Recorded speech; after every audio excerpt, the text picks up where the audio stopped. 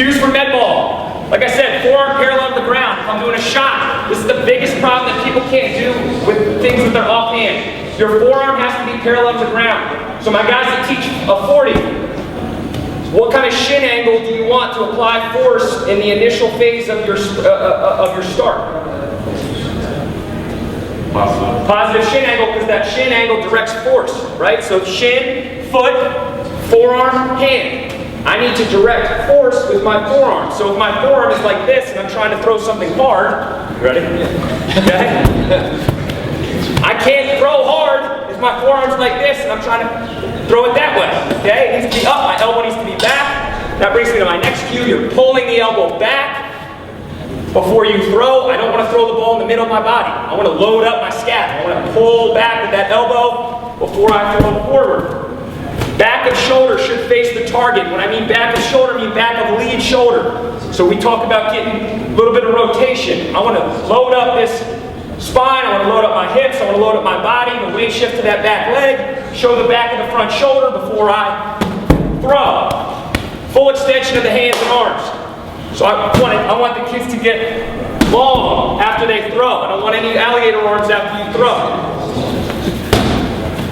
Push off and cover ground. So earlier we talked about stride length. That's big in baseball if you're a pitcher. You want to cover ground, you want to get off and down off the mound. Same things with lacrosse. Stride length is very, very important. Mike Sawyer, you know, one of Rob's guys, hitting 114. I don't know how much ground he covered, but he pushed off that back leg and he got maximally forward. And if we're throwing at the wall, I'm telling the kids to get close to the wall. Okay? You should get close to the wall. That should be your target.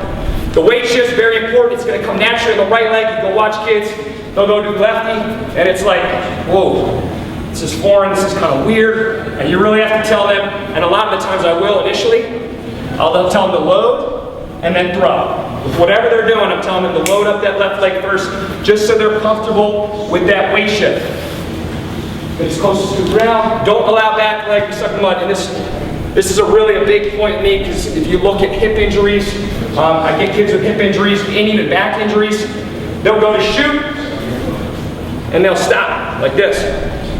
And that's not allowing their body to fully decelerate, which I touched on in the beginning, in an appropriate pattern of time. It's more of an abrupt change, an abrupt or a hard stop, which is going to torque back, which is going to torque front of back hip, and could affect a variety of things up the chain. So I want to make sure that my back leg is not getting stuck in the mud, and that I'm allowing that leg to come forward.